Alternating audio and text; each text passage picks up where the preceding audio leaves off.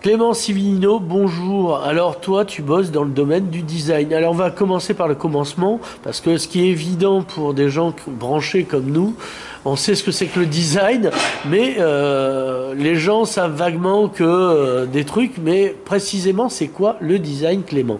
Alors, le design, c'est la conception d'objets, de vêtements, de pièces mécaniques, Mhm. industrielles. Le design, c'est la culture de l'objet, j'ai envie de te dire. Ça peut être du design graphique aussi. Ouais. Voilà, C'est un rapport à l'esthétique, c'est-à-dire que tu peux faire à l'esthétisme. une soupière bien lourde, mais tu peux aussi en faire quelque chose de joli. C'est un rapport au joli aussi. C'est une certaine idée du beau, peut-être. L'esthétisme rentre en compte, mais surtout la fonctionnalité de l'objet D'accord, faut que ce soit et esthétique et fonctionnel. est fonctionnelle. Voilà, C'est si le t'as une vrai jolie design. bagnole bien designée, mais qu'elle fonctionne pas, on n'est pas plus avancé que ça. C'est ça. D'accord. Alors, toi, ça fait des années que tu bosses là-dedans, parce que t'as quel âge maintenant? 34. T'es un grand maintenant. Euh, et donc ça fait combien d'années? Moi ça fait combien? Ça fait 5. 12 ans. Ouais, ça fait 10 ans à peu près qu'on se connaît un peu moins juste. 6 Ouais. ans. Voilà. Euh, Moi je t'ai vu débuter à l'époque où il y avait Jordi Vidal, directeur de la culture, et tu avais organisé avec lui une fabuleuse expo, on peut le dire, parce que où il y avait eu un max de monde. Au couvent des Minimes. Alors, parle-nous de cette expo, pas trop longtemps parce qu'on n'a pas que ça à C'est une foutre, expo mais donc raconte-nous quand même, ça vaut la peine. une expo qui avait occupé la totalité du couvent des Minimes, qui regroupait des designers contemporains et qui regroupait des pièces emblématiques du XXe. Hmm. Euh, Siècle, hein, oui, du pas XXe siècle. arrondissement. Voilà. Une exposition unique, Mhm. unique en son genre, de par son contenu, qui aujourd'hui n'a pas été remontré dans sa totalité. Mhm. Plusieurs villes ont utilisé, enfin cette expo m'a servi on va dire de vitrine Mhm. pour ensuite d'autres villes, d'autres institutions ont pioché dans cette exposition pour en monter d'autres. Voilà. Donc, qui avait, On travaillait à l'époque, on avait collaboré avec. qu'est-ce qu'il y avait? Parce que ce qui était intéressant, c'est que à Perpignan, c'est la chose rare, les gens avaient collaboré ensemble. Oui, oui, on avait réussi à créer une équipe d'artistes, de prestataires, d'entrepreneurs qui étaient venus prêter main forte à notre projet, bien entendu avec aussi les équipes municipales. Ouais. Et voilà, on avait mené tout un projet d'ambiance musicale sonore avec le label à l'époque Marenda Disc. Ouais. Donc, Raphaël Dumas. Raphaël Dumas.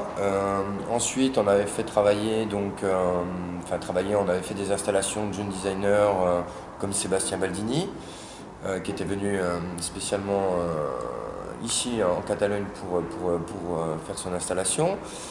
Et on avait fait des conférences également. On avait fait venir Julien Donada, qui est un réalisateur de films architecturaux, Mhm.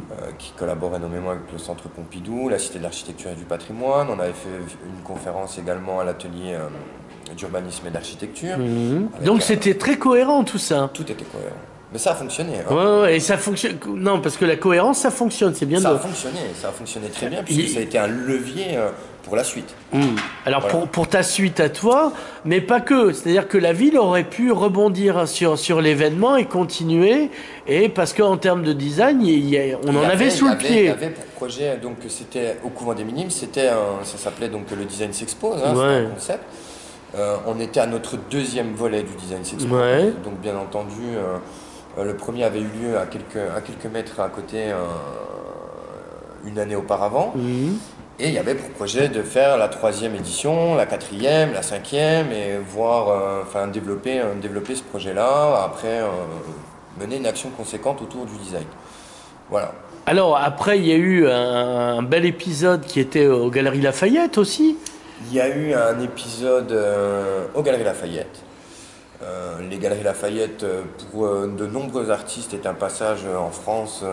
Ils sont très proches des artistes. Oui, parce ils ont beaucoup ils vendent beaucoup de choses design aussi. Ils vendent beaucoup de choses design, mais il faut intégrer beaucoup d'artistes dans la conception de leur boutique, dans leurs choses comme ça. Il y a un esprit artistique. Et nous, on a eu la chance de pouvoir mener une action avec les Galeries Lafayette de Perpignan, qui avaient joué le jeu à 200% d'ailleurs. Puisqu'ils avaient rouvert pour la première fois après tant d'années. Oui, le toit. Le rooftop. Ouais, voilà. Voilà. Qui maintenant fait café. Maintenant, ensuite fait café. Voilà, ils ont rouvert cet espace. Donc le toit, hein, le rooftop, pour ceux qui ne sont pas anglophones, ni germanophiles, non, ça n'a aucun rapport. Donc voilà.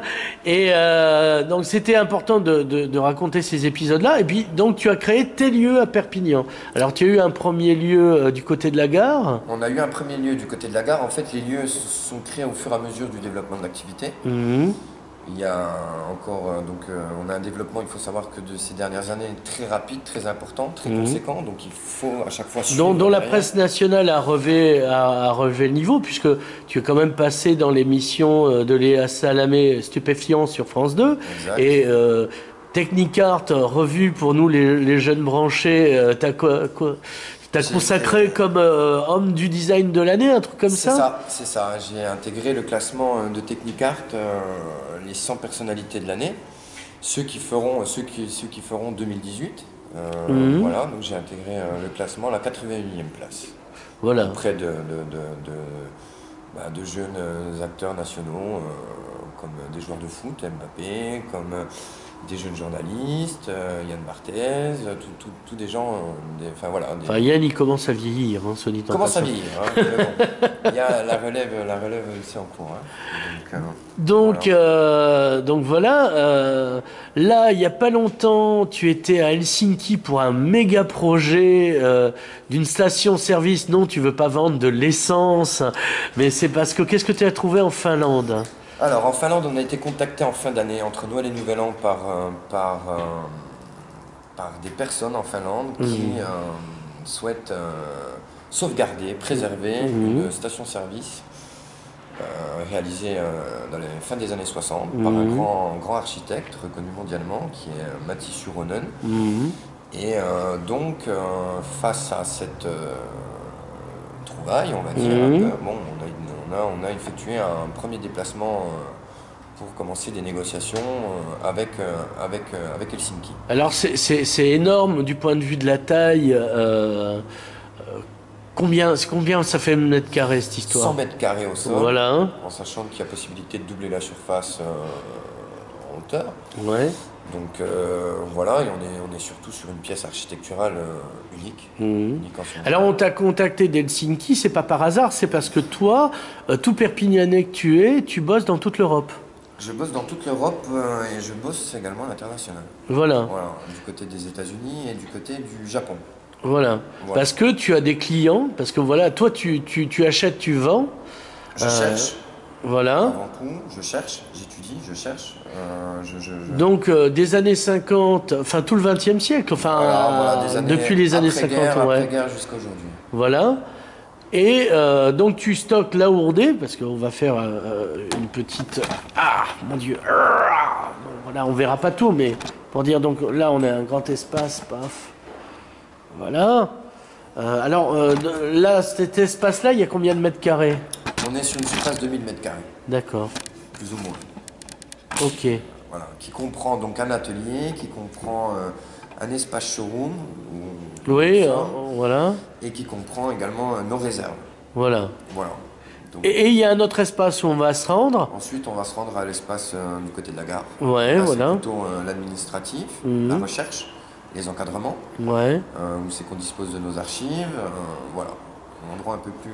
Donc, en gros, tu as deux types de clients. Tu as des amateurs et puis tu as aussi des architectes qui reconçoivent des habitats dans le style des années 50 à nos jours et qui viennent prendre des meubles, etc. Voilà, ils viennent chiner. Ils viennent chiner.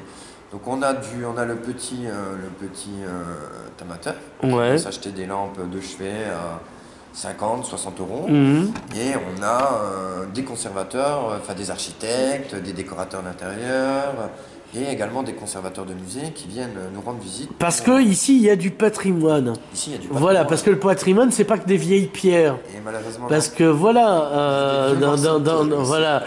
Là, on a un vieux morceau. Alors, c'est quoi ce vieux morceau de tôle, par exemple? Alors ça, c'est un panneau tropical de Jean Prouvé qui était implanté sur les écoles au Cameroun, dans l'arrière-pays du Cameroun, dans les petits villages. Donc voilà, alors c'est important de parler de cette notion patrimoine parce que dans l'esprit des gens, le patrimoine, ça a toujours été là. Et non, pour avoir du patrimoine, il a fallu qu'à une époque donnée, il y ait des gens qui investissent dans les artistes de l'époque. Donc on peut dire que les artistes d'aujourd'hui sont le patrimoine de demain. On peut le dire. Et donc, toi, c'est un patrimoine récent, mais néanmoins, c'est un patrimoine. C'est un patrimoine. Parce que ça représente une époque, une idée d'une époque, voilà. Ça représente une époque, un mouvement, ça représente une expérimentation à l'époque, de l'innovation, de l'innovation industrielle, à la fois industrielle, artistique, et c'est des pièces aujourd'hui qui se présentent dans la plupart des musées. Voilà. On retrouve énormément de pièces de design de plus en plus dans les musées. Alors, pour intéresser les gens qui ne connaissent rien à l'art mais qui s'intéressent à l'argent, ça vaut de l'argent. Ça vaut de l'argent. Certaines pièces valent de l'argent. Le marché du design est en progression depuis 10 ans maintenant. Ouais. Voilà. On peut plus acheter du Van Gogh parce que c'est saturé, non. Mais on peut encore acheter du design et investir même. Investir dans le design, voilà. c'est surtout ça. Voilà, parce que ça ne peut que monter. Ça ne fait que monter. Voilà. Comme on dit dans la course hippique, ça ne fait que monter. Ça ne fait que monter. Donc voilà, non, parce que bon, il y a des gens, l'art, ils s'en foutent, ils sont agosiques de l'art, si tu veux, ils n'ont aucune sensation. Mais si tu leur parles argent, de suite, ça, tiens, ils te prennent au sérieux. On a toujours ces deux catégories de collectionneurs, de passionnés. Alors il y a les passionnés, il y a les spéculateurs, ça fait partie du jeu. Maintenant, on est là pour servir tout le monde, on a tout type, bon. Mais généralement, beaucoup d'amateurs et de passionnés. Alors, donc, est-ce que tu as été contacté parce que tu as l'université qui a un master patrimoine et qui pourrait s'intéresser à cet autre patrimoine que la vieille pierre ou pas? Est-ce que l'université sait que tu existes, par exemple?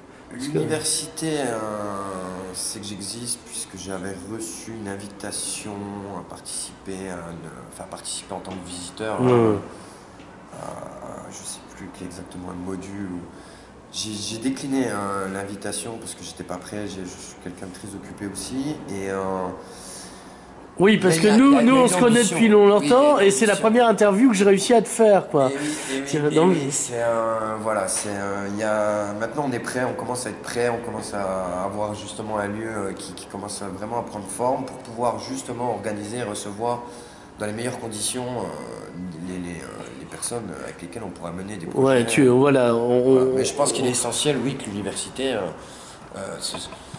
se déplace pour la partie patrimoine, pour la partie histoire de l'art. Ouais. Je pense que c'est essentiel. Et la mairie, tes rapports avec la mairie, enfin pas que la mairie, enfin toutes les institutions d'ici, est-ce qu'ils se rendent compte du bon niveau que tu as et de l'intérêt de travailler avec toi aussi? C'est important ça. Qu'ils se rendent compte qu'ils ont des gens qualifiés dans le département et que... Je pense qu'ils s'en rendent compte. À niveau régional, bon, il y a beaucoup de choses à gérer. À niveau local, oui. Parfaitement, ils savent parfaitement. Parce que voilà, depuis que Jordi Vidal n'est plus directeur de la culture, il y a une autre politique culturelle en voilà. place. Pour le moment, ils n'ont pas rebossé avec toi, par côté exemple. Côté design, non. Après, c'est respectable. Oui. Ils préfèrent axer leur politique culturelle sur d'autres axes. Mais bon, toi, tu es toujours partant, quoi. La porte a toujours été ouverte. Voilà. La porte a toujours été ouverte, sous certaines conditions, sur certaines façons de travailler, mais la porte est ouverte. Voilà, avant tout, c'est des discussions. Nous, on n'a jamais fermé aucune porte. Et on les fermera donc d'ailleurs jamais. Voilà. Et d'ailleurs, ça nous permet de rebondir ce projet finlandais de station-service. tu peux l'avoir pour toi, mais tu peux en faire un événement. On peut livrer un musée clé en main. Voilà. Si cette station-service aboutit ou arrive un jour jusqu'à Perpignan, Ouais. Avec ses petites pattes. ça peut, un musée clé en main peut être livré. Un musée clé en main de quoi? De design? De design. D'accord. De design. Parce que alors ça, c'est une station de service, voilà. Je ne suis plus trop sur le modèle de musée. Oui, oui. Vieille, voilà, le truc qui prend la poussière, tout ça, ouais. D'être partagé avec des professionnels, avec des choses comme ça. Donc, mais un espace, oui, dédié à la culture de l'objet. Voilà. Et on est dans une société qui a le culte de l'objet, le fétichisme marchand, comme dirait Marx. Donc, jouez la carte à fond, donc, et faites-en un musée, quoi. Voilà, un musée ou qui serait près de la gare, parce que toi, t'as un lieu qui sert à pas grand-chose, apparemment. En face de nos bureaux. Voilà. On a une friche. À côté de la gare, ce qui relancerait le concept, hein. Exactement, et à quelques mètres du centre d'art contemporain. Donc il y aurait une cohérence. Parfaite cohérence dans ce projet-là. Donc friche, j'aime le côté friche, c'est assez intéressant. Entendu qu'en plus il y avait eu un bâtiment de Muchir qui avait été détruit. L'architecte, l'architecte Muchir qui avait été détruit sur cette esplanade. Et donc, oui, j'ai un grand intérêt à étudier la possibilité de faire quelque chose sur cette dalle, ou au moins une partie de cette dalle. Ouais, voilà. Voilà, aujourd'hui inoccupée, en friche. Et donc, ce serait un plus pour le tourisme de la ville. La gare, ça mettrait une plus-value à la gare, qui jouerait la cohérence autour de la gare. Donc, tu aurais Vincent Madramagne avec à 100 mètres du centre du monde. Tu aurais ce lieu, et donc ça donnerait une cohérence à la gare et donnerait envie de venir à Perpignan pour le coup. Essayer de donner un coup de levier pour redynamiser un peu ce quartier. Moi je pense que le quartier de Saint-Assise... Et là les gens viendraient au-delà du territoire. Les gens viennent pour le peu qu'il y a là-bas. Parce que tes clients viennent te voir d'Europe entière chez toi là-bas à la gare où on va aller. Voilà, on reçoit, on fait le petit tour entre ici et les installations qu'on a du côté de la gare. Et on reçoit des personnes de plusieurs horizons, voire même de New York. Donc...